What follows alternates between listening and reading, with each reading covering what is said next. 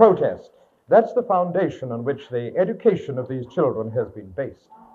No more than 2 years ago, the parents of Pembray and Burry Port took up arms to fight for a Welsh school in an area where the Welsh language has never really needed a fresh impetus or a Hughes Parry inquiry into its prestige.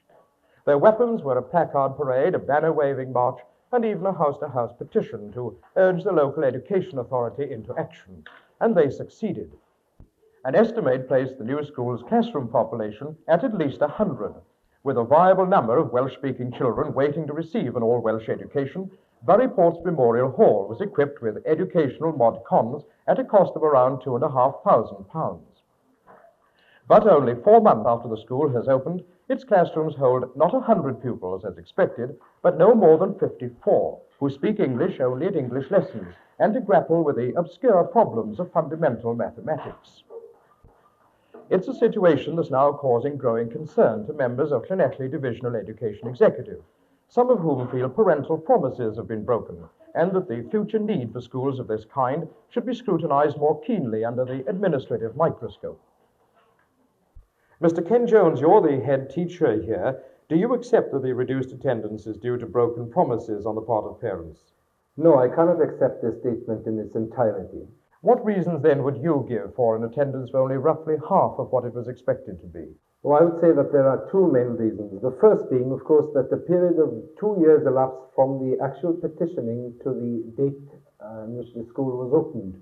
And during that time, I'm led to believe that 8 children reached the age of about 10. This, of course, prompted the parents to have second thoughts about uprooting the children and moving them to another school.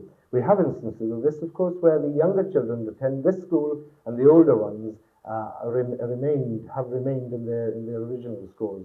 The other one, of course, is the fact that, like all petitions, quite a number of people did not know exactly what they were signing. There were others who signed purely in sympathy with the Welsh language in this particular district. And of course, there were the few who did sign and I'm afraid have not kept to their word. Are you suggesting then that this school was really opened under false pretenses? Oh dear me, no, I wouldn't say that. Do you think also that there might be a certain amount of suspicion or caution about the facilities offered by a Welsh school, which are regarded by some people as the Cinderellas of the Welsh educational system? Well, this may have been the case 10 or 12 years ago, but it's certainly not so today.